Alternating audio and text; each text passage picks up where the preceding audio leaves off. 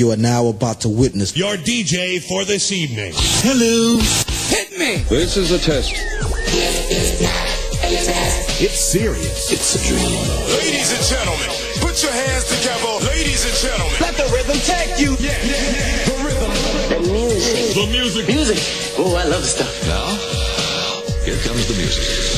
Are you ready? Okay, boys, here we go.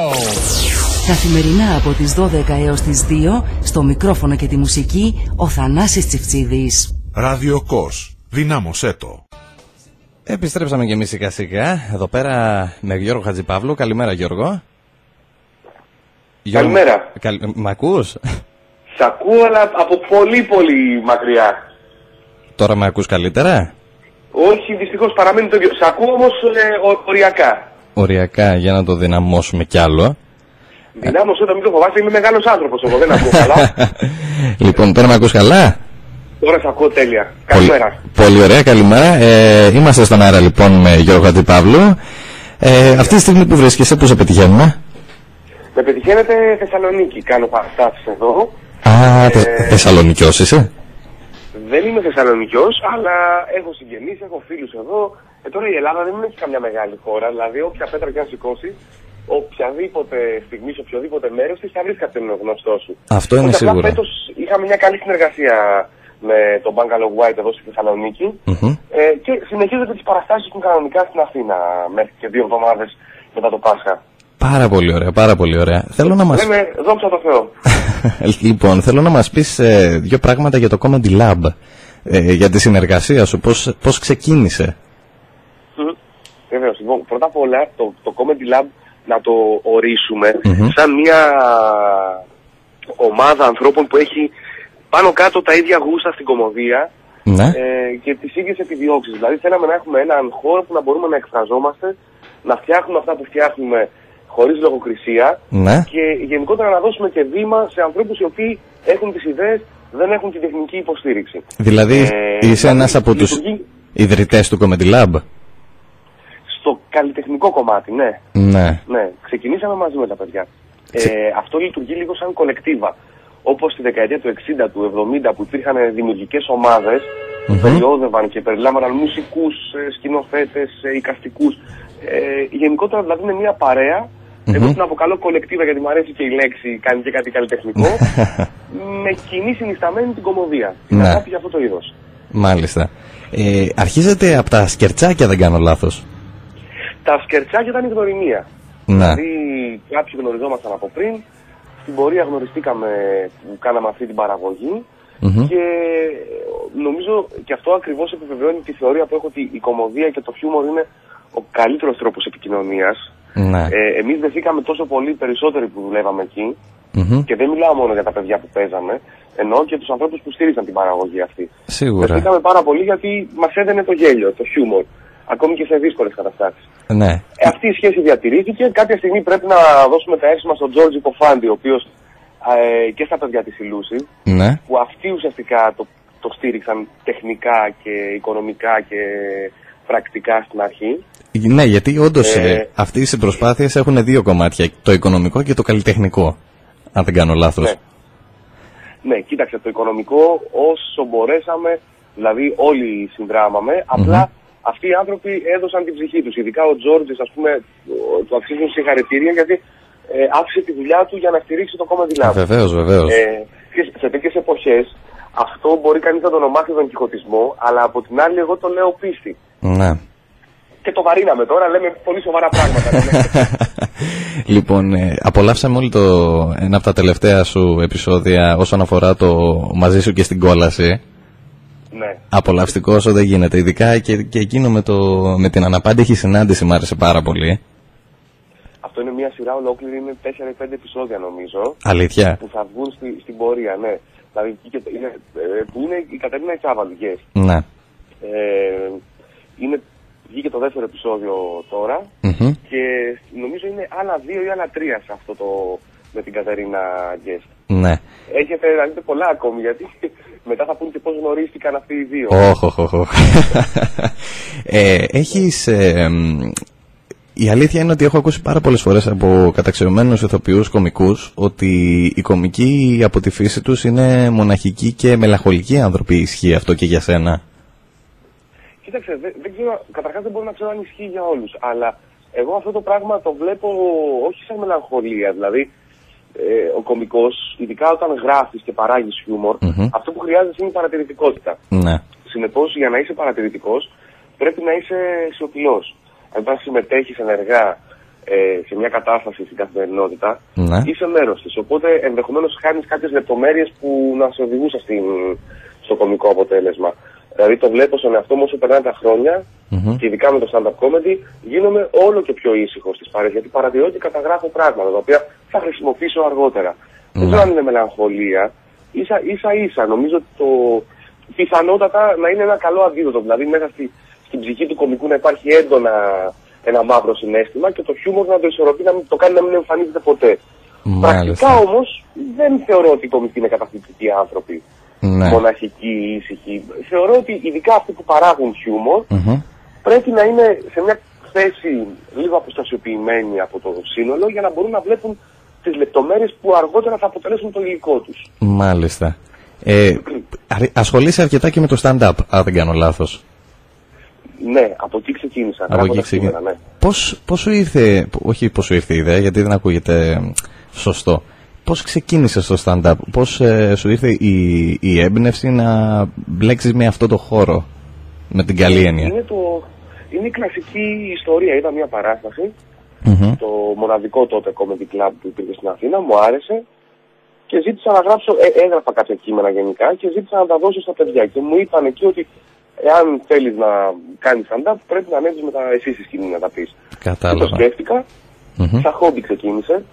Αλλά στην πορεία, επειδή πραγματικά το αγαπάω το stand-up και θεωρώ ότι είναι και παρεξηγημένο στην Ελλάδα για πολλούς λόγους, δούλεψα πάρα πολύ. Και αργότερα, κάποια στιγμή, αποφάσισα να τα παρατήσω όλα όσα έκανα και να ασχοληθώ αποκλειστικά με αυτό. Στο βαθμό που με επιτρέπεται. Το θεωρείς σαν διαφυγή από την πραγματικότητα το stand-up? Ή το θεωρείς, ας πούμε, ως τρόπο για να το τραβήξεις παραπάνω, για να το γελιοποιήσεις? Κοίταξε να δεις, δεν υπάρχει αυτή η έννοια, η γελιοποίηση. Το stand-up είναι ένας τρόπος να βλέπεις τη ζωή. Το stand-up είναι η ίδια η ζωή. Δηλαδή, αυτό που λέμε το ποτήρι μισοάδιο ή μισογεμάτο, είναι η πραγματικότητα, τη βλέπεις καταπληκτική ή τη βλέπεις και λίγο αστεία. Πολλές φορές, ας πούμε, στο stand-up πράγματα που λέω δεν είναι αστεία δουλεμένα. Είναι μεταφορά καταστάσεων που έχω ζήσει εγώ ίδιος. Ας πούμε, πάρα πολλά από τα σκέτς του Μαζί Σου. Ναι. Είναι πράγματα που έχω ζήσει κι εγώ. Αλήθεια. Αλλά από μόνα τους αυτά έχουν μια δυναμική χιουμοριστική. Βέβαια. Μα αυτό ακριβώς είναι και το stand-up. Δηλαδή το stand-up καταγράφει την πραγματικότητα, αλλά από μια θέση που μπορείς να τη δεις πιο χιουμοριστικά. Ναι. Απλά. Δεν ξέρω κατά πόσο κάθομαι και λέω πρέπει να γράψω 10 αστεία. Σαφώς και γίνεται και αυτό. Ναι. Αλλά συνήθως η έμπνευση είναι κάτι που συμβαίνει. Απλά το βλέπεις λίγο διαφορετικά. Ναι.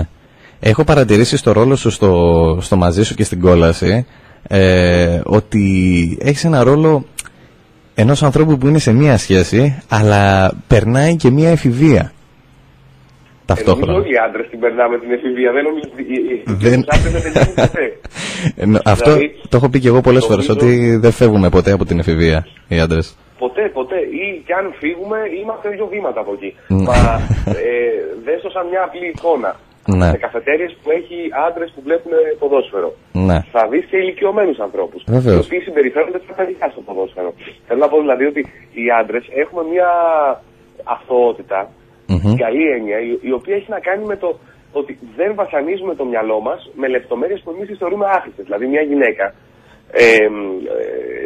μπορεί, ας πούμε, να φροντίσει και την παραμικρή λεπτομέρεια στην εμφάνισή της, γιατί θεωρεί ότι θα την προσέξουμε. Οι άντρες δεν είμαστε τόσο αναλυτικοί. Όντως. Δηλαδή, ο άντρας λειτουργεί υπό το καθεστώς του αυθορμητισμού σε κάθε περίσταση. Το έχεις πει νομίζω και στο One Night Stand-up αυτό, σε διαφορές ανάμεσα άντρα και γυναίκα. Είναι άπειρες. Αλλά η βασική μία είναι αυτή. Ότι οι γυναίκες είναι υπεραναλυτικές, οι άντρες όχι. Μάλιστα. Αυτό τον καιρό που μπορούμε να σε βρούμε για να σε δούμε live? Αυτό τον καιρό έχω ακόμη μετά το Πάσχα 2 εβδομάδες παραστάσεων στο Παραμυθίας, στο θέατρο στην Αθήνα που παίζω. Ναι. Έχω άλλη 1 εβδομάδα στη Θεσσαλονίκη την επόμενη που μας έρχεται. Και από εκεί και πέρα έχω κλείσει κάποιες παραστάσεις μετά από το τέλος των παραστάσεων στην Αθήνα, στην επαρχία σε κάποιες πόλεις. Σαν μια μικρή περιοδία. Κάτι μου έλεγες στο τηλέφωνο, αν θα μπορέσουμε να σε έχουμε και εδώ πέρα. Η αλήθεια είναι ότι θα σε πάρω τηλέφωνο μετά την Μεγαλοβδομάδα για να στο επιβεβαιώσω. Σκέψου ότι τώρα δεσμεύεσαι στους ακροατές σου. Εννοείται. Επίτηδες το κάνω αυτό. Επίτηδες το λέω στον αέρα. Θα σου πω κάτι. Εγώ είμαι παιδί της επαρχίας. Ναι. Έχω μεγαλώσει στη Λιβαδιά. Εκτιμώ πάρα πολύ την ήρεμη ζωή της επαρχίας. Αν μπορούσα να έχω την έδρα μου σε μια ήσυχη ήρεμη πόλη θα το έκανα. Δυστυχώς η Ελλάδα είναι έτσι που αυτή τη στιγμή συμπεριφέρεται ως η Ελλάδα να είναι η Αθήνα, δυστυχώς, από πλευράς δουλειών. Και με την πρώτη ευκαιρία, οποτεδήποτε μπορώ να φύγω από την Αθήνα, απολαμβάνω ζωή εκτός. Δηλαδή είναι οξυγόνο για μένα. Έχεις έρθει ποτέ εδώ στην ΚΟ? Στην ΚΟ δεν έχω έρθει, όχι. Δεν μπορεί να φανταστείς ότι γίνεται εδώ πέρα το καλοκαίρι. Είχα έναν φίλο ο οποίος δούλευε πάρα πολλά χρόνια στο νησί σας και η αλήθεια είναι ότι μου έλεγε κάθε χρόνο έλα. Αλλά πάντοτε κάτι τύχαινε και δεν ήταν ότι πήγαινα αλλού, δεν έκανα διακοπές. Οπότε δεν έφευγα καν από την Αθήνα. Για δουλειά ήταν βέβαια, αλλά είναι από τα νησιά που έχω ακούσει μόνο καλά λόγια. Και έχω ανθρώπους που έχουν μείνει εκεί. Ναι. Για να ξεφύγουμε λίγο από το θέμα του ταξιδιού, να επανέλθουμε λίγο στη συζήτηση, πώς είναι να δουλεύεις με το συνεργείο του Comedy Lab? Παιδική χαρά. Παιδική χαρά. Είναι πενταήμερη. Ένα πράγμα θα πω. Η Κατερίνα Ιτσάβαλου, με την οποία είμαστε πολλά χρόνια φίλοι, κάνουμε και εκπομπή στο ραδιόφωνο μαζί, ήρθε στο γύρισμα, η οποία έχει δουλέψει σε ένα σωρό παραγωγές και στον κινηματογράφο και στην τηλεόραση. Ναι. Και μου λέει αυτό το πράγμα δεν το έχω ξαναζήσει. Γιατί ξέρεις τι γίνεται. Υπάρχει η χρυσή τομή από τη μία. Γίνεται τρομερός χαβαλές. Δηλαδή το γέλιο που κάνουμε είναι απίστευτο. Παρ' όλα αυτά όμως η δουλειά βγαίνει σε απίστευτα γρήγορους ρυθμούς. Γιατί δεν είναι ψυχαναλυτική. Είμαστε όλοι εκεί γιατί το θέλουμε. Και πάμε ξενυχτισμένοι. Πάμε η Ανδριάνα, ας πούμε, που κάνει τη γυναίκα μου στο μαζί μου, έρχεται για το γύρισμα από την Πάτρα. Γιατί αυτόν τον καιρό η έδρα της είναι η Πάτρα. Και έρχεται ξενυχτισμένη. Είναι απίστευτο. Εμείς 2 χρόνια με το Serial και τώρα ξανά με το Comedy Lab έχουμε περάσει ξανά την πενταήμερη και ξανά. Χωρίς αυτό να σημαίνει ότι δεν υπάρχει ο επαγγελματισμός. Αυτό ακριβώς είναι που κάνει τη διαφορά μας. Περνάμε καλά, αυτό το τυπικό που λένε, αλλά περνάμε καλά ακριβώς. Κάνουμε μια δουλειά που μας αρέσει. Δεν περιμένουμε να βγάλουμε εκατομμύρια, να γίνουμε πλούσιοι. Το ξέρουμε εξ αρχής και απολαμβάνουμε αυτό που λένε τη στιγμή. Η διαδικασία την ίδια. Θα προτιμούσες θέατρο ή stand-up? Κοίταξε, καταρχάς εγώ δεν είμαι ηθοποιός. Δεν έχω πάει σε σχολή, δηλαδή δεν μπορώ να στηρίξω ρόλους και να ανέβω στο σανίδι. Θα κοροϊδέψω τον κόσμο. Δηλαδή. Υπάρχουν κάποια πράγματα που θεωρώ ότι είναι μέσα στις δυνατότητές μου στο θέατρο, αλλά το stand-up θεωρώ ότι είναι η καλλιτεχνική μου αιχμή του δώρατος. Δηλαδή αν με ρωτήσεις, βάλε στον εαυτό σου μια επαγγελματική ταυτότητα, θα σου πω γράφω χιουμοριστικά κείμενα και τα παρουσιάζω στη σκηνή. Αυτό είναι για μένα το άπαν. Πιστεύεις ότι το θέατρο είναι πιο δύσκολο από το stand-up? Κοίταξε, δεν υπάρχει σύγκριση. Δηλαδή είμαι της άποψης ότι όλα τα πράγματα είναι δύσκολα, τόσο δύσκολα μάλλον στο βαθμό που θέλεις να τα κάνεις καλά. Δηλαδή πολλοί λένε ας πούμε ότι κάνουν stand-up. Δεν το κάνουν καλά. Πολλοί λένε ότι κάνουν θέατρο, είναι ηθοποιοί. Δεν είναι καλοί. Η διαφορά προκύπτει από το πόσο καλός είσαι. Και βέβαια δυστυχώς αυτή την περίοδο που ζούμε, ακόμη και ο καλός ενδεχομένως να μην το βρει στον δρόμο του, γιατί δεν είναι η προτεραιότητα η επιλογή της καλής παράστασης, του καλού μαγαζιού. Αυτή τη στιγμή υπάρχει μια τεράστια κρίση στη χώρα. Ισχύει αυτό. Που πρώτα απ' όλα τη βιώνουμε οι ίδιοι καλλιτέχνες, οπότε δυστυχώς είναι δύσκολη περίοδος για να διακρίνεις τον καλό από τον κακό. Υπάρχουν άλλες ανάγκες. Παρ' όλα αυτά όμως, θεωρώ ότι όλα τα πράγματα, εάν θες να τα κάνεις καλά, πρέπει να πονέσει λίγο το μυαλό σου. Ναι. Η ανταπόδοση, πίστεψέ με, είναι το κάτι άλλο. Θα μπορούσε να βγει. Η επιμονή. Ναι. Βάσει της τωρινής κατάστασης, όταν άκουσες για την αυτοκτονία του συνταξιούχου, θα μπορούσε να υπήρχε περίπτωση να το βγάλεις ως χιουμοριστικό αυτό? Ποτέ. Κοίταξε να δεις. Υπάρχουν κάποια πράγματα τα οποία δεν τα αγγίζω είτε γιατί δεν με ενδιαφέρουν. Δηλαδή η επικαιρότητα, η πολιτική, ποτέ δεν ήταν αγαπημένη μου. Στο θέατρο φέτος υπάρχουν πάρα πολλά κείμενα πολιτικά που όμως δεν είναι κριτική στην πολιτική. Είναι μια ματιά στη ζωή μας πώς έχει γίνει πλέον με το μνημόνιο. Μια παρατήρηση δηλαδή. Πια. Ναι. Θεωρώ ότι ένας άνθρωπος ο οποίος φτάνει σε αυτό το σημείο και περνάει ένα μήνυμα τόσο ηχηρό που και μάλιστα τη στιγμή που ο ίδιος δεν θα είναι ποτέ σε θέση να το αντιληφθεί και να το ακούσει τι αντίκτυπο έχει, δεν μπορεί να σατηριστεί γιατί είναι ένα δείγμα, πώς να σου πω, ένα απολενοημένο διάγμα. Παρ' όλα αυτά, φαντάζομαι ότι όλα τα πράγματα θεωρώ ότι σατηρίζονται, αλλά στη σωστή χρονική στιγμή. Ακριβώς. Δηλαδή, δεν μπορείς να κάνεις σάτυρα. Θα σου δώσω ένα παράδειγμα. Την εποχή που δολοφονήθηκε ο Γρηγορόπουλος ο Αλέξανδρος, που κάει και όλη η Αθήνα, σαφώς είναι κάτι το οποίο δεν μπορούσε στο θέατρο να μην το αναφέρεις. Όλη η σάτυρα και η κριτική όμως έπεσε πάνω στον Κούγια, ο οποίος αποφάσισε ότι θα υπερασπιστεί τον αστυνόμο. Ναι. Εκεί έπεσε η σάτυρα. Αντίστοιχα, αυτή τη στιγμή δεν μπορεί να πέσει η σάτυρα σε έναν άνθρωπο ο οποίος αυτοκτονεί, με πολύ λεπτές κινήσεις και χειρισμούς που μπορεί να σατηρήσει την κατάσταση που τον έφερε εδώ. Αλλά και πάλι είναι, το κοινό αίσθημα δεν νομίζω ότι μπορεί να γελάσει με αυτή την ιστορία. Ναι, σίγουρα. Και αυτό είναι ένα γεγονός το οποίο έφτασε στα μάτια και τα αυτιά μας. Υπάρχουν πάρα πολλά που μαθαίνεις στις γειτονιές, στους δρόμους, τα ψιθυρίζουν, τα ακούς και δεν έχουν βγει στη δημοσιότητα. Για πάρα πολλούς λόγους που δεν είναι επισταρούς να συζητήσουμε. Βεβαίως, αλλά αυτό δεν μπορούσε να μην βγει, δηλαδή ήταν μέσα στο Σύνταγμα. Με την τωρινή... ότι η Ελλάδα, πώς την ξέρουμε, πεθαίνει. Αυτό ήθελα να σε ρωτήσω. Με την τωρινή κατάσταση, πώς το βλέπεις στο μέλλον? Κοίταξε, υπάρχουν δύο πράγματα. Υπάρχει η πολιτική κατάσταση και η οικονομική και υπάρχει και η κοινωνική. Στην κοινωνική κατάσταση, γιατί αυτό είναι μια κρίση αξιών που ζούμε σήμερα. Στην κοινωνική κατάσταση σαφώς έχουμε τεράστιες ευθύνες και εμείς σαν λαός. Και πρώτα απ' όλα, άνθρωποι σαν και εμένα, σαν και εσένα, άνθρωποι οι οποίοι έχουν ζήσει σε συνθήκες που δεν έζησαν οι παλαιότεροι. Που σαφώς ήταν λίγο πιο εύκολα τα πράγματα για εμάς και όμως καταφύγαμε σε εύκολες λύσεις σε πάρα πολλά επίπεδα. Από εκεί και πέρα όμως δεν μπορούσαμε ποτέ να γνωρίζουμε το παιχνίδι που παίζεται στην πλάτη μας. Ναι, σίγουρα. Δηλαδή, έχεις πάρα πολύ μεγάλη ευθύνη όταν σου προσφέρει το κράτος με ευκολία 5-6 διαφορετικά δάνεια και πας και τα παίρνεις, εκεί έχεις ευθύνη εσύ. Όταν όμως με το δικό σου κόπο καταφέρνεις να αγοράσεις ένα αυτοκίνητο ή να φτιάξεις ένα σπίτι, το κράτος σε φορολογεί άδικα, εκεί έχει ευθύνη το κράτος. Και αυτοί που έφεραν την κατάσταση εδώ. Δηλαδή δεν μπορούμε να τα συγχαίουμε όλα. Δεν γίνεται να τα βάλουμε σε ένα. Οι γενικεύσεις είναι δείγμα ανοριμότητας. Δεν μπορεί να πει ότι φταίνε όλοι. Δεν φταίνε όλοι. Φταίνε όλοι στο βαθμό που τους αναλογεί. Και σε διαφορετικά κομμάτια. Δηλαδή, παράδειγμα, εγώ θεωρώ τον εαυτό μου ένα νομοταγή πολίτη. Ποτέ δεν έχω βάλει μέσον σε μια ουρά, σε μια τράπεζα ή σε ένα ταμείο ή στο ΙΚΑ ή σε ένα γιατρό. Ποτέ. Όμως, αυτό το κράτος σε φέρνει στο σημείο να αισθάνεσαι χαζός όταν δεν το κάνεις. Ναι.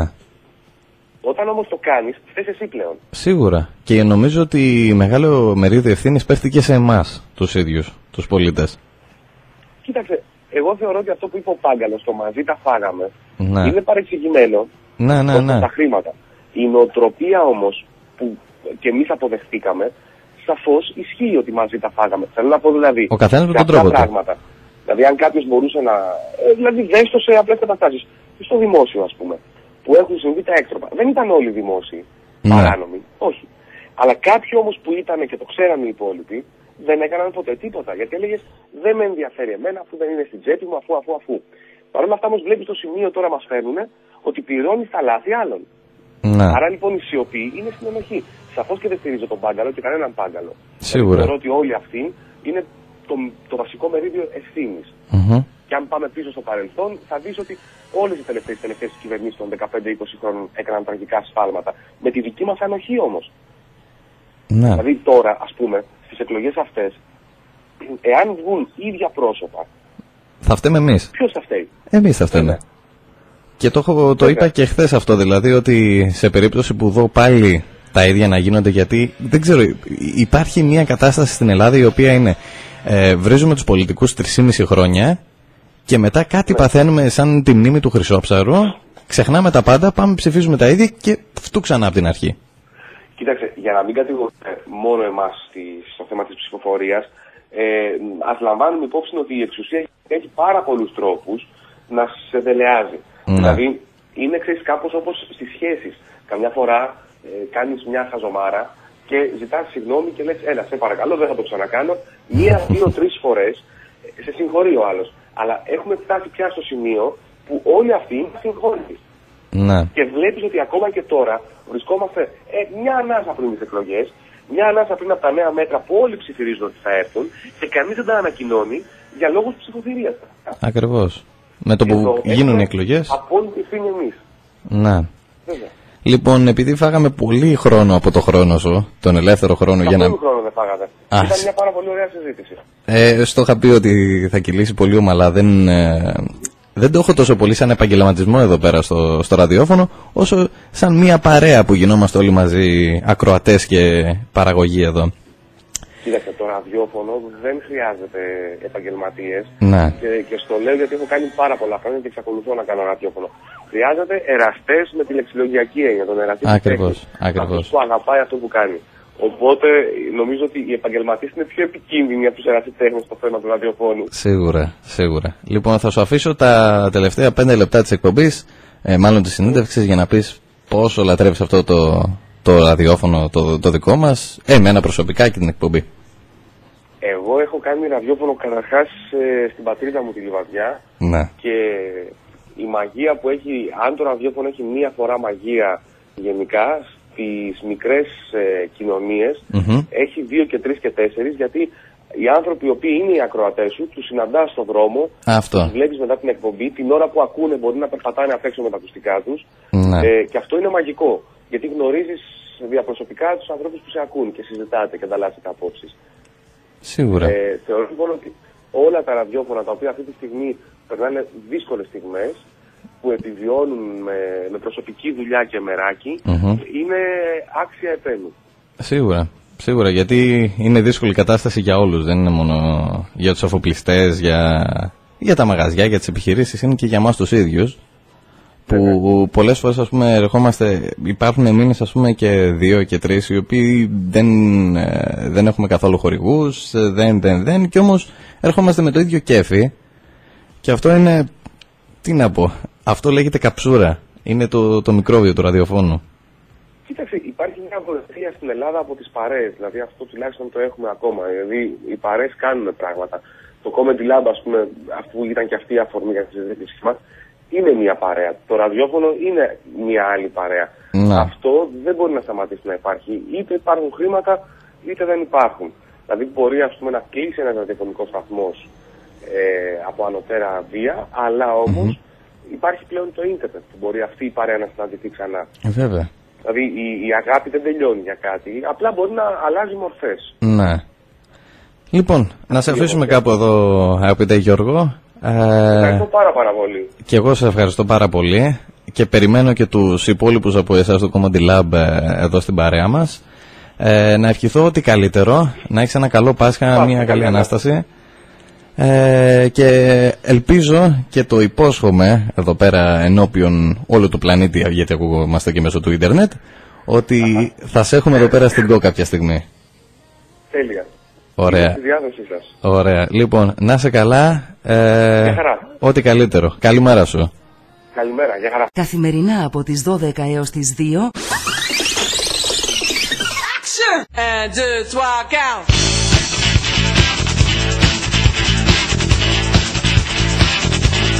Στο μικρόφωνο και τη μουσική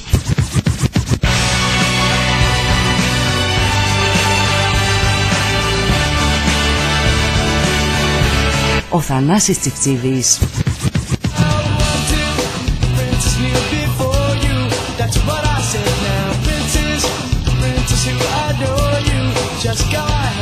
Ράδιο Κος. Δυνάμωσέ το.